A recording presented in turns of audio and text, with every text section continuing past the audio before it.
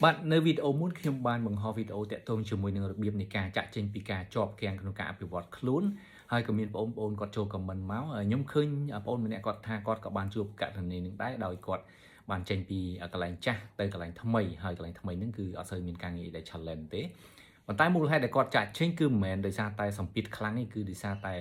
ប្រាក់ខែដោយសារតែនៅកន្លែងចាស់ប្រាក់ខែរៀងតិចហើយកន្លែងថ្មីប្រាក់ខែបានគុណនឹង2អញ្ចឹងខ្ញុំយល់ថា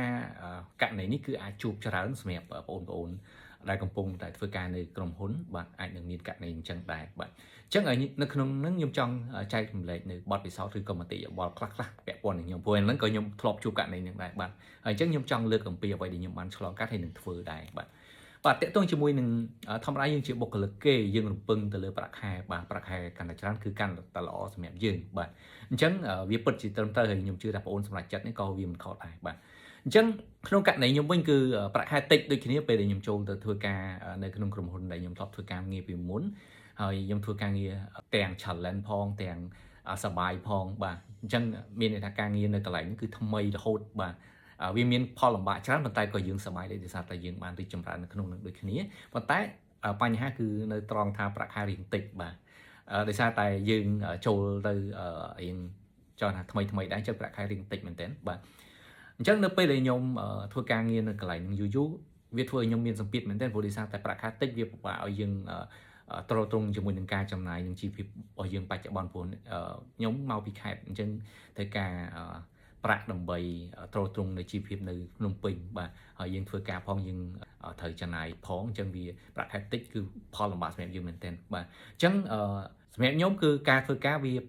ាពាក់ព័ន្ធទៅជាមួយនឹងប្រាក់ខែវាជាផលលំបាកមួយប៉ុន្តែការធ្វើការងាររបស់ខ្ញុំគឺខ្ញុំនៅតែបន្តខិតខំប្រឹងប្រែងដដែលបាទបន្ទាប់ពីខ្ញុំព្យាយាមធ្វើការងារនៅនឹងបាន2ឆ្នាំហើយតែប្រាក់ខែវានៅតែរៀងតិចគេថែមឲ្យដែរប៉ុន្តែវានៅតិចហ្នឹង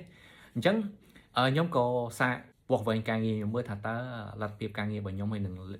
ងលទ្ធផលដែលខ្ញុំសម្រេចបានជាក់ស្ដែងតើវាយ៉ាងម៉េចបន្ទាប់ពីខ្ញុំបានសាក review មើលហើយខ្ញុំគិតថាការងាររបស់ខ្ញុំគឺល្អហើយលទ្ធផលក៏បានច្រើនហើយអញ្ចឹងខ្ញុំក៏ដាច់ចិត្តបាទដោយសារខ្ញុំស្រឡាញ់ការងារនៅកន្លែងហ្នឹងទេបាទខ្ញុំដាច់ចិត្តទៅនិយាយផ្ទាល់ជាមួយនឹងខាងមេខ្ញុំហ្មងថាបង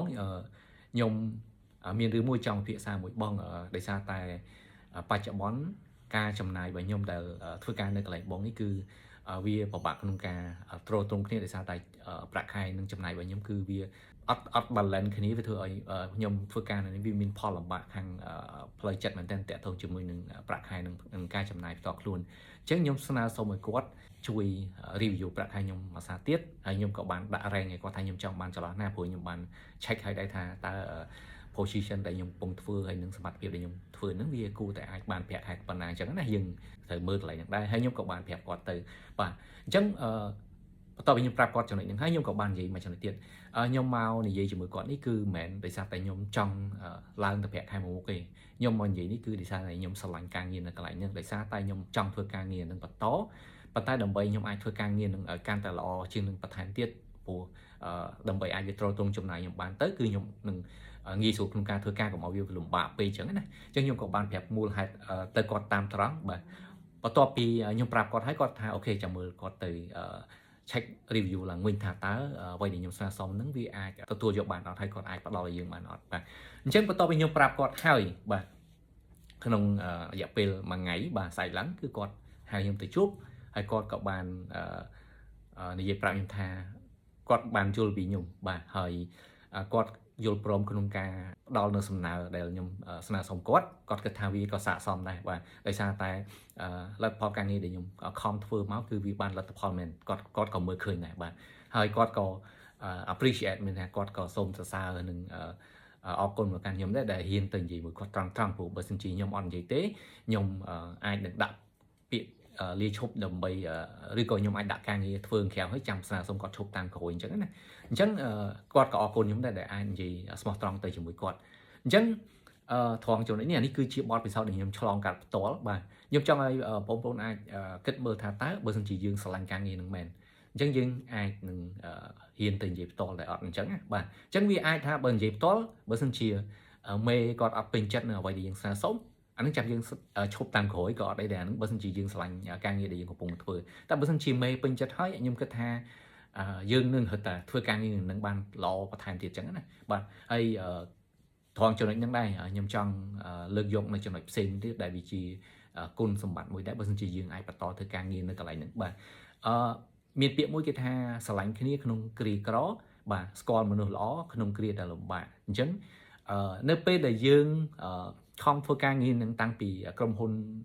đi chủng ráo hô tập có hiện đi chủng ráo tới nhầm cái tha từ mục tiêu của dương miền đồng lại khăn là không cái lại những này bạn hay chi diêm áp hiệu quả luôn anh tới bạn bộ ấy ca thôi cá cứ mền trăm ta kê phép tha dân thử phương đi phương nó bàn dương từ phương hơi bàn là tập khó chạm mưa tam nâng bà tôi tới miền bộ cô pi bộ phết bà nhông cả thọp chlong cả tèng pi bộ phết được đấy bà bộ phết tí mũi miền đi tha phương ca chạm kê prap hay phương bàn phần ná report phần nâng bà chụp bánh há phép bánh há hay bà kê phép thằng đọc xe mấy trăm thằng đọc xe bà bộ phết tí pi cứ miền đi tha bây là quạt phương cá có đăng pi tầm hồn càng nhiều bảo có đăng pi bánh há hay có chi diêm rộng đầm nó sái hay apply nó đầm nó sái để luôn anh pi miền bánh há bạn có tập phía sang một bên mà sang tiết thảo ok ở lời nữa có chụp bánh há chết hay có tao xe đây đầm nó sái bạn này còn tay bị toàn